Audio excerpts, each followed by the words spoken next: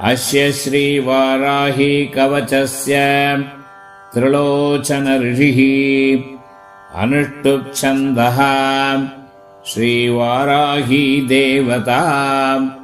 ॐ बीजं ग्लौं शक्तिः स्वाहेति कीलकम् मम सर्वशत्रुनाशनार्थे जपे विनियोगः।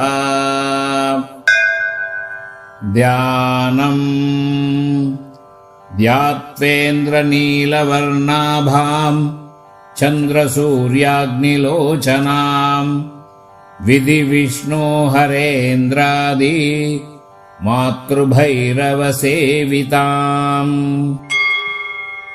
ज्वलन्मणिगणप्रोक्त मकुटामाविलम्बिताम् अस्त्रशस्त्राणि